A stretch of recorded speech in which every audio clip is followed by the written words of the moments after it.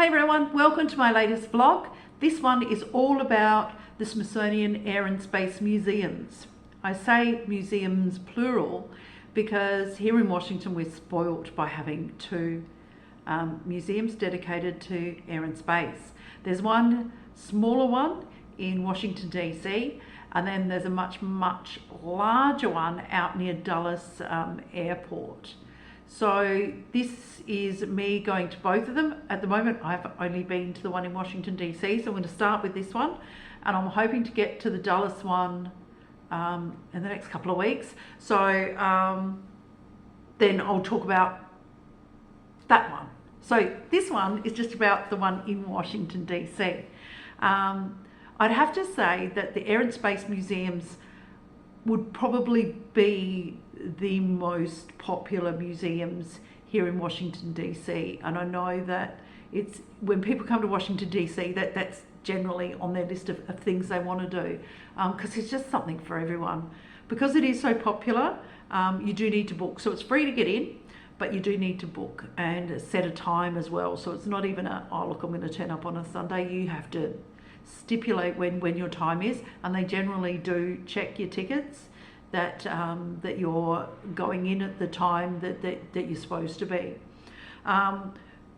It's just a really good museum that's really got some good details in it, and so I've been looking forward to this one. I'm looking forward to see what they have in there.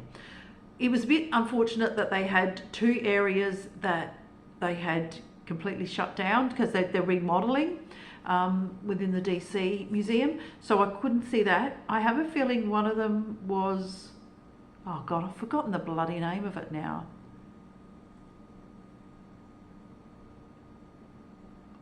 I'm probably going to have to pause the video and Google this one because I can't believe, oh, Charles Lindbergh. Is he the one that had the babies disappear? And the Spirit of St. Louis? All right, I'm going to pause here and I'm going to come back. Okay, just checked. Yes, it is Charles Lindbergh. It is the Spirit of St. Louis. Yes, he did have a child that got kidnapped, but we're not going to talk about that because it's all about the Air and Space Museum. So Charles Lindbergh had the first non-stop transatlantic flight. I'm hoping that when I get to the Air and Space Museum at Dulles, the other one, the big one, they'll have the Spirit of St. Louis there because I'd like to see that. But anyway, off I started, and it starts with, there's a spacesuit downstairs, and also, oh, there was a Star Trek thingy. I didn't take a picture of that. Okay, it was definitely a Star Trek thingy because there was a Star Wars thing upstairs. I did get a photo of that. So obviously they're happy to go with a bit of fictional space stuff as well. But yeah, there was a spacesuit. I don't know whose spacesuit that was. I thought it was Neil Armstrong's, but I saw his later on. Who knows? It was someone's spacesuit. Someone wore it. So the first stop is all about the Wright brothers. So we're sort of going a little bit chronologically, and there was a lot there. So the Wright brothers started off as bicycle builders and dabbled in a bit of aeroplane building. There was a lot of history on them, their family, where they grew up, all of the experiments they did, how what they did just changed the world, and how people copied them, and all the rest of it. And it was really interesting. I mean, we know, or I mean, I figure we all know that was Wilbur and Orville Wright, and they went down to Kittyhawk, which isn't actually too far away from here. I think it's just down south a bit, whether it's Virginia or North Carolina or something like that. So I might have to try to get to Kittyhawk. Apparently it was just had really good winds and things like that, so that's where the first flight took place, and got to see the actual plane that they used to actually fly, and it was amazing. So I was really happy to learn a bit more about the Wright brothers. The fact that, no, I obviously didn't take it all in. I think Wilbur passed first of typhoid fever at a young age, like 40s, in his 40s. And Orville didn't really do too much flying after that. I don't know, because of that. I think, you know, he was getting old and didn't want to fly. But was a consultant a lot of times. So that was really, really good. So that was one of the things that you want to see. You want to see the plane that flew for the first time, powered flight. And it was just fantastic to see. Really liked that. The next stop on the bottom floor was to then start to see the development of commercial flights and commercial airlines and what they put in the aeroplanes to make them comfortable for everyone, but they didn't look comfortable at all. I could at least get into a cockpit of one, and they had heaps and heaps of planes hanging from the rafters. I would say it's very strong reinforced stuff there because they look like heavy planes. They did have some interactive kind of stuff as well, where you could sort of, I think you could get on one and it showed this is how rattly it actually was. And it was a very rattly kind of plane. You weren't on the plane, it was just a plate that they had. And it was just all about the history of that and the air hostesses and the uniforms. So that was interesting to see. I think because there was, I was expecting, I don't know what I was expecting. I was probably expecting more military kind of stuff. They did have one military bombery, Spitfire-y. Look, it's at this point that I have to confess that I really don't know that much about planes and military planes, commercial planes. I'll get on a Boeing 747. I don't even know if they do them now. Boeing A380, A360. Who knows? Look, there's people that will be geeking out on all of this stuff, and it's probably a bit lost on me. But I did appreciate having a look at it. Anyway, there wasn't a lot of military aircraft there. I have a feeling they're probably all going to be in Dulles. And so I don't want to say there wasn't any because I haven't seen the second half of the museum. There was one, and I saw it. I couldn't tell you what it is. I took a picture. I think I've got a picture of it. Yeah, it was good to see. I liked seeing the history of that. I think the next area was leading into space. So the space race and all that happened with that, and all of the different kinds of all of the Apollos, and a bit about them, and a bit of, you know, some of the artifacts and things like that. That was good. Apollo 13, and they actually had not the equipment that they used to get them back home again, but they had, you know, this is basically what they used, and this is how they do it. If you've seen the movie Apollo 13, it was amazing to think that they've gone right back here on Earth. They've grabbed all of the crap that is in that spaceship that they could, rocket ship, I don't know what it is. Anyway, all of the stuff that they had on there, what can we use to fix this for them? And then they had to then go and actually do it as well. It was amazing. So there was heaps and heaps of really good artifacts here. They had some of the rockets. They had Neil Armstrong's suit, the proper one this time, and it came with a sign to say it was the proper one that he wore. The lunar module landing thingies, some of the vehicles that they had, the buggies, the rovers, some of the rovers that they've put on places. And again, my understanding of things is that if something's landed on Mars, I'm pretty sure it's staying there. So I don't know whether these were replicas of things that were put on Mars, or whether they retrieved them. I don't think they have.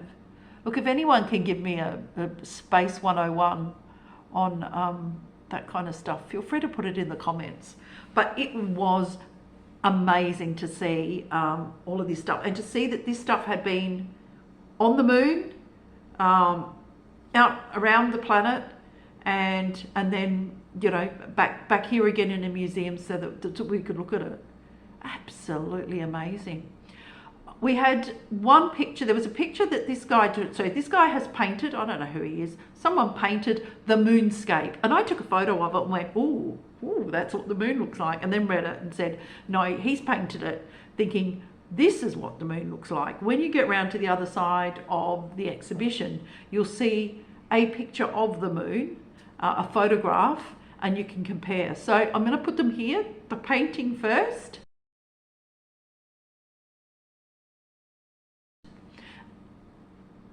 And now we're going to get the actual moonscapes. So this guy had no idea what he was doing, but he's a very good painter. He fooled me, but I mean, that's not really that hard. As always, whenever I see something that's Australian, I'm drawn to it. And so there was a picture of the park's dish and its involvement in making sure that everyone around the world was able to see the moon landing. I think if you're Australian, you should watch The Dish. It's a fantastic movie. It is a comedy, but I think historically it wasn't too far wrong from the of what actually happened with Parkes being this sheep paddock with a big dish in it that helped show everyone the moon landing. Brilliant. So I took a couple of shots of that. So there was lots of other, not so much air and space. I mean, Evel Knievel, I suppose he just go flying through the air, so just on a motorbike. And they did have some really fast motorbikes that had been on, you know, when they get them on those sand planes, like I don't know what they are. I have no idea. So I probably should read up on some of this stuff. One, before I go, and two, before I start telling you stuff that I have no idea what I'm talking about.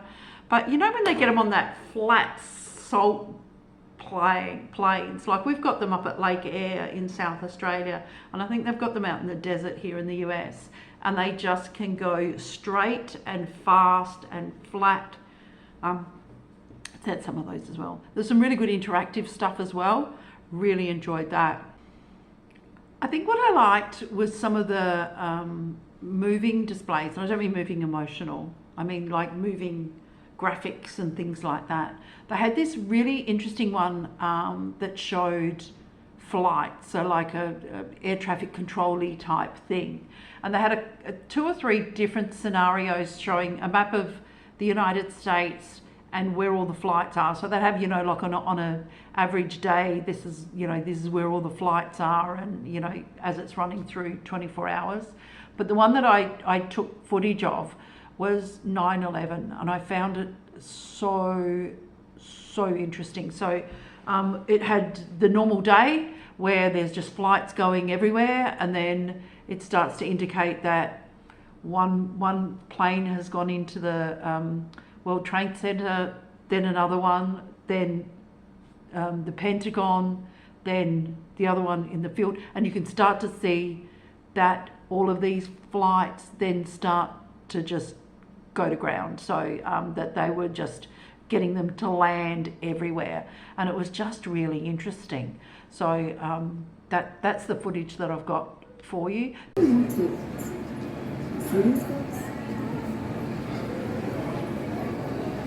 They're some of the thousands of American air traffic controllers behind the scenes. I should know. I'm one of them. Why does air travel need 7 players? Because over 30,000 flights in the U.S. carry over 2 million passengers every day. On every flight, teams in 3 types of places manage your trip. Then there's some just really good space type ones that I just thought were fantastic. So I took a lot of them. I don't know how much I'll cut down, because some of them are really, really interesting. And it was just lovely to just sit there and watch it for a while.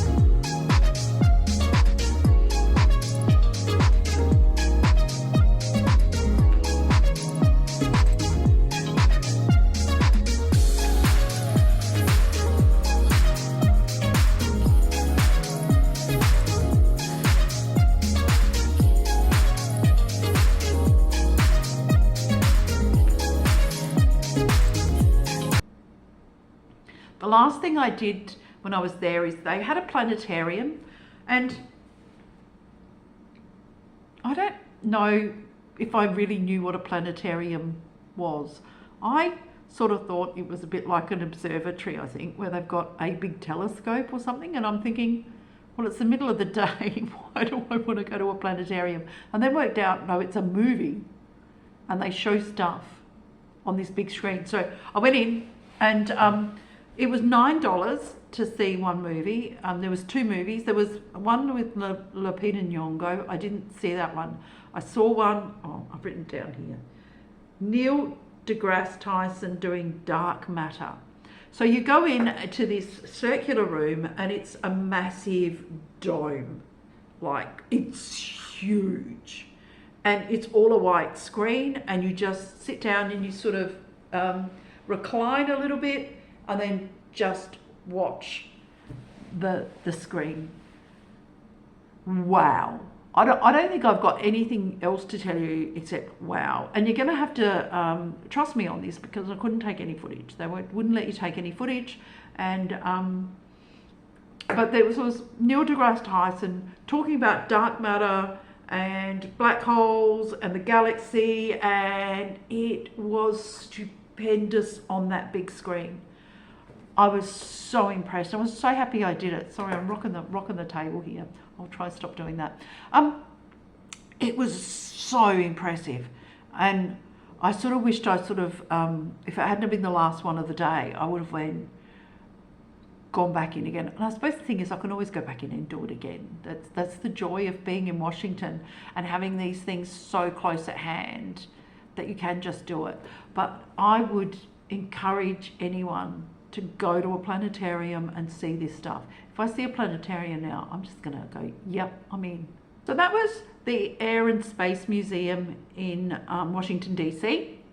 And I can't wait to see what they've got in store at Dulles. Maybe what I will do is I'll actually read up a little bit of what I'm going to see, so that when I can look at it, I can go, oh, yeah, I know what that is. That's that plane that did that thing on that day. The likelihood is I'm probably not, and I'll just work it out when I get there. But I'll try and be a bit more informative for you guys when I'm telling you all about it.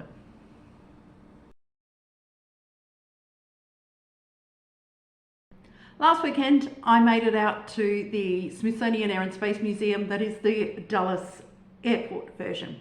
So the building that it's in is the Stephen F. Udvar-Hazy Center. I'll say that again. Stephen F. Udvar-Hazy Center. So Stephen F. Udvar-Hazy was a Hungarian billionaire who made his money in the aviation industry and donated $66 million to the Smithsonian so that they could create this massive big facility to house a whole pile of aeroplanes. And it was fantastic. I really enjoyed it. So it's a lot bigger than the Washington one, which, as you'd expect, is out by the airport. There's plenty more space. It did take a while to get there. I think it took nearly 2 hours to get there. I went on the train. Now, I was lucky that I got one train all the way out pretty much to just before the airport, and then got a bus. So by the time you factor in walking to the station, waiting for train, waiting for bus, and then getting off and walking to the centre, it sort of worked out to be certainly over an hour and a half, which I wasn't expecting. I thought it was only about an hour out there. But I was listening to a podcast, so I was okay. I was happy with that.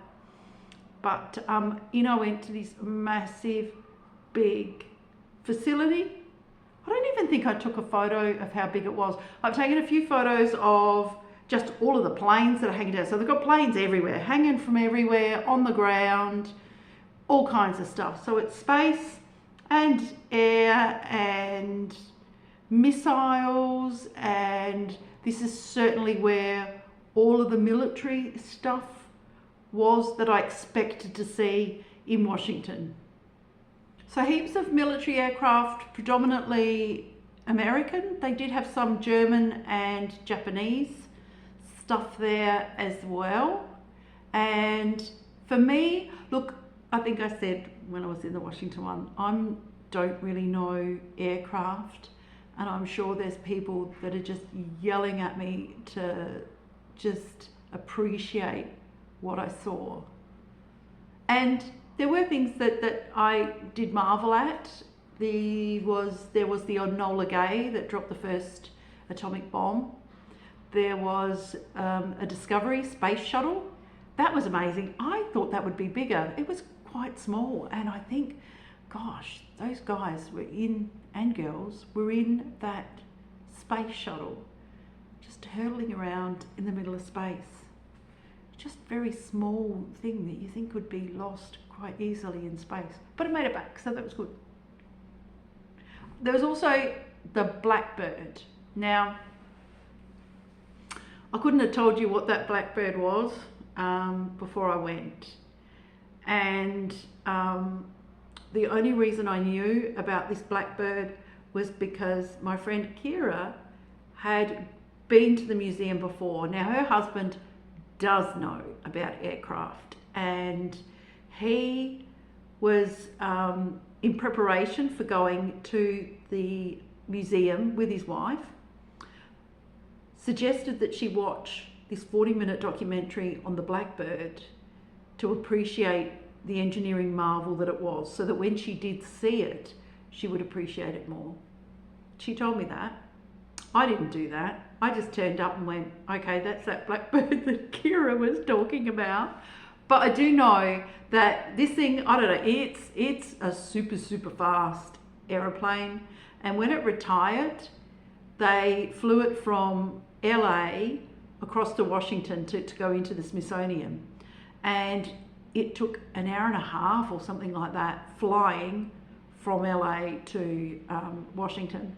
Now, I'm flying back to Australia via LA, and my flight is going to take 5.5 hours. So I truly wish that Blackbird hadn't been retired and they could just give me a quick little nick over to LA. So I was impressed that it was a very fast plane, but I looked at it and went, that's the Blackbird. I was also happy to see Concorde, another super fast plane that would have been nice to have it still in service. Now, I don't know much about the Concorde, and I would have said that the Concorde wasn't flying for very long, but apparently it flew for 15, 20 years. And I just thought it had that one crash and that was it. They just went, right, we don't want any of those. But I have a feeling it was because it was just so expensive to run this plane that they just weren't getting the tickets. I don't know. Anyway, I was so happy to see the Concorde. That would have been a plane I would have liked to have gone on. Again, because it's quick. Who wants to take time travelling in the air and doing, for too long? I can understand a train trip where you've got lovely scenery and things, but you're in the air, you see clouds, that's it. So while the Washington version had a planetarium and I loved it, this one had an IMAX, and I'd never done IMAX, and I always knew that, it was about 3 stories tall, and I thought that must be magnificently large. And when I got in there, I went, oh yeah, I have no concept of size, because it certainly looked about 3 stories, but I was thinking like side of a building type thing, like I'm thinking, does the roof go up and get out the ways for this big screen? But no, it's just a massive big screen. It's not a planetarium. I don't think it's as good, but I got to see all about the James Webb Space Telescope. So I remember when that first started beaming its photos back. So this was a really interesting documentary. It's about a 40-minute documentary on what they did to get it built. But really, because it's IMAX big screen, they were focusing on, here are the pictures that it took, and here is, and there was some simulation of space and all that kind of stuff. But for the most part, it was the beautiful pictures that they took. And I remember the Hubble, when those photos came out, thinking this is amazing. And they showed the Hubble and then using ultraviolet with the James Webb, how much more clearer they could see things. So loved that it was on a big screen, even though I did think the IMAX screen was going to be a bit bigger. But what an amazing,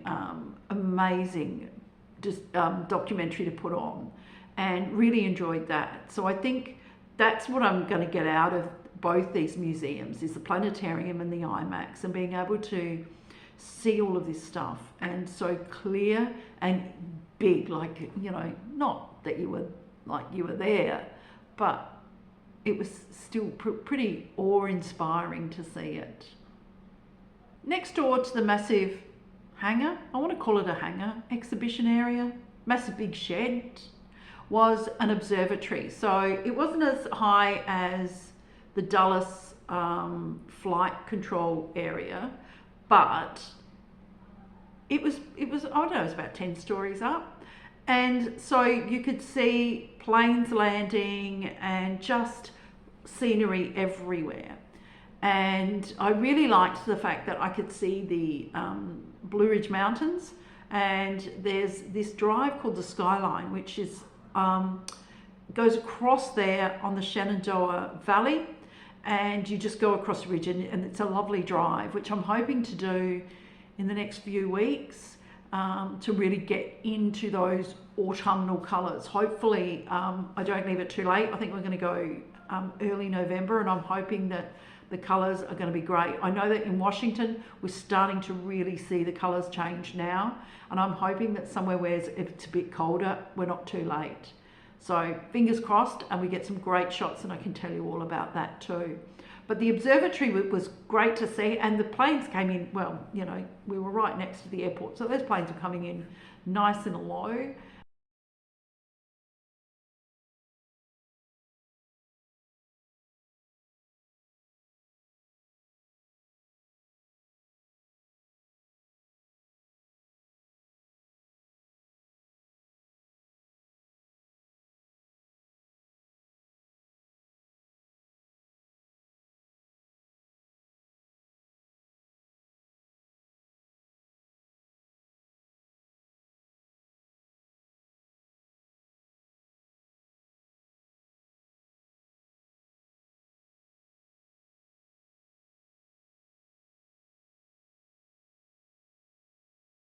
There was people down at the ground level watching them, because there always is. I mean, there's people with fascination with train spotting, with planes going over.